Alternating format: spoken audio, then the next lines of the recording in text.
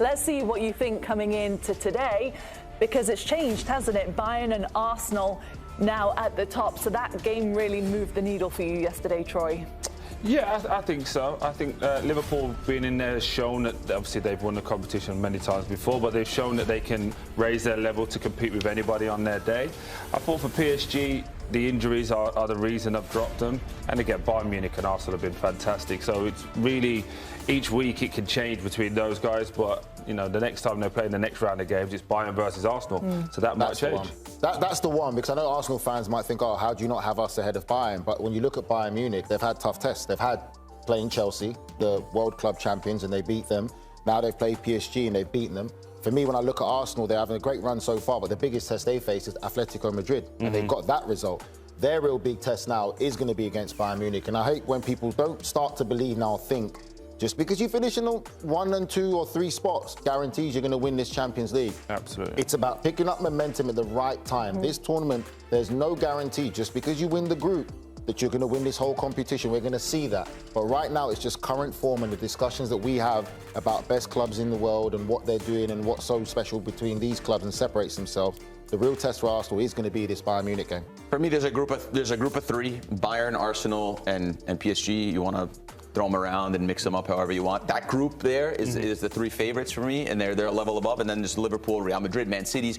Those are the teams that obviously have the tools to win. Barcelona, of course. Those are the teams that have the tool to win. All those teams actually susceptible on counterattacks, not as balanced as the top 3 that we mentioned in Bayern, Arsenal, and PSG. So there's a group of 3, and then there's like a group of 4 or 5 right behind them. I think that's the way I more see it. It's impossible to know 1 through 5 exactly what they're split in half. You saw there in that table, Bayern and Arsenal now the top 2 in this Champions League phase. They will play each other next match day 5. It's only because Michael said something now. He said Bayern always score. And then you have a team that didn't or doesn't concede. So let's see what's going to happen next time. Is that Bayern or Arsenal? Can we go? Is that Arsenal? Oh! I'll see you there. Mame. Yeah, incredible achievement. I mean, to come into such a big game, a big competition, you know, as the Champions League, you see there 15 and 308 days, incredible. But yeah, an unbelievable talent, and you know, coming in and even being able to come into an Arsenal team that is stacked with competition, to get himself on the pitch and you know, he's able to express himself. The talent's unquestionable. It's just how you keep giving him those minutes to keep building and growing as a youngster with the amount of competition that's in the team. Well, I mean, what happens to his geography GCSE when they make the final next year? What does he do? Well, he's a very studious boy, so I think he won't have any problem to go back to school. But it's true that Cody said you walk in at school tomorrow morning. Pretty special, and they won't come back too late tonight because obviously the game was the early kickoff, so he should be home around 1 a.m. So not too late. Are you saying he should be in school in the morning? No, I'm just saying that. Of course he should. Of course he should be in school, Joe. But incredible talent. Give him a day off. You said he's going to walk in like Conor McGregor tomorrow. Time for different. Maybe he can go at lunchtime. Yeah, let him go in at lunchtime. It's brilliant. It's brilliant. Fantastic. Let the lad have a lie in. Is that what you're suggesting? Let him have a lie in. Got to recover. I mean, it's still far out beating. The Champions League player, while Mikel Merino once again filled in as a makeshift striker with 2 goals. Arsenal were awarded a penalty just after the half-hour mark for a handball against Lucas Provod.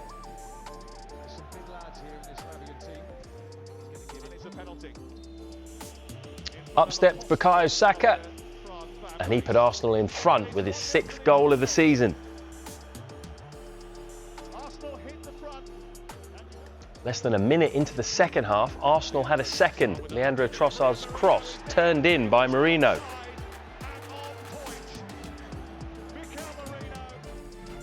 And it wasn't long before Merino scored his second to put Arsenal 3-0 up. It's a moment to forget, though, for Slavia Prague's goalkeeper, Jakub Markovic, getting beaten to the ball. But then came a moment to remember for Arsenal and the 15-year-old Max Daumann. He became the youngest player ever to play in the Champions League. Slavia Prague were then awarded a penalty when Ben White was judged to have fouled Provod, but the referee was sent to review his decision and it was overturned.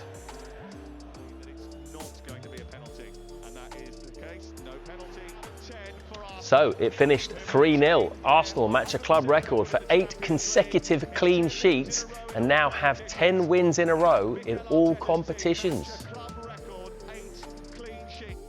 Right, let's get live back to Prague where we can get some reaction with our reporter Sam Blitz, who joins us again. Hello, Sam. History made then by Max Dowman. What did Arteta have to say about it?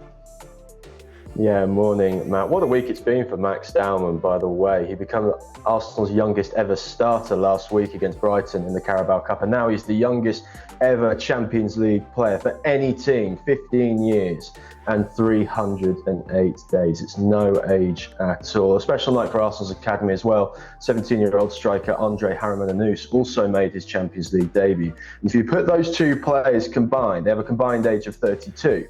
That is 1 year older than one Christian Norgard. So that goes to show how young these players are. I was in the stadium last night when Dowman came on watching from the press box. His first touch, he won a free kick, and that is Max Dowman all over, even at the age of 15. And in his press conference after the game, Mikel Arteta actually touched upon that moment and also discussed how much Dowman has deserved his opportunities of late. Here's what he had to say.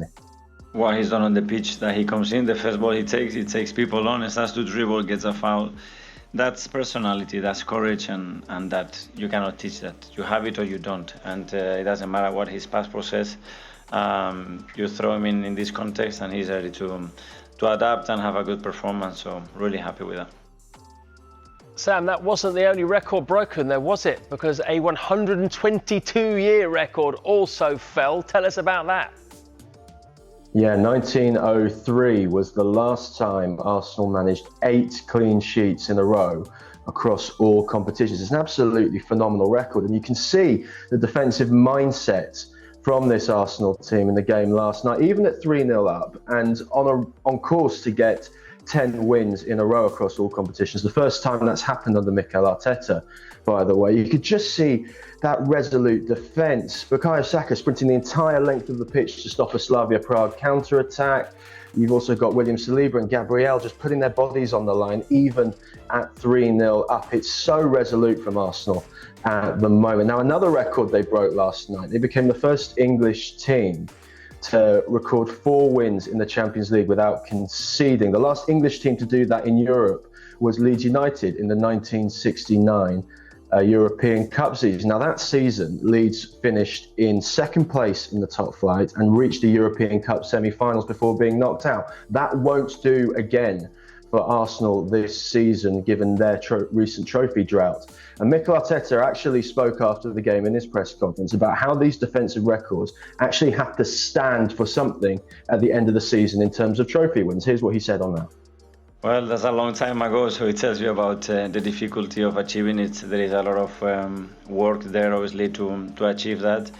And the most pleasing thing probably is not the records, is the mindset of the players. They are talking there about how we can still do better, that we still have 1 or 2 situations that we could have resolved better. So if we do that, we can be improving, and that record will have a bigger meaning. Yeah, next up in the Champions League for Arsenal is Bayern Munich, and what a game that's going to be. The only 2 teams with 4 wins out of 4 so far. And Harry Kane returns to the Emirates as probably the best player in the world right now. That's a bit up for debate with Erling Haaland, isn't it? But that will be a big test for Arsenal's defence. But immediately for Arsenal coming up, it's Sunderland away, first against 4th, and then the day later, Man City play Liverpool at the Etihad. A huge weekend in the Premier League, and with Tottenham, Bayern Munich and Chelsea to come after the November international break, it feels like we're reaching crunch time in terms of Arsenal's Premier League and Champions League campaigns. Liverpool is an interesting example, because when Wirtz had the choice between going to Bayern Munich or to Liverpool, he said to Liverpool, I come to you if I play number 10. I do not want to play wide. Liverpool, to get him, they say, okay. So they started, they destroyed their midfield, because their midfield was Gravenberch, McAllister and Szoboszlai.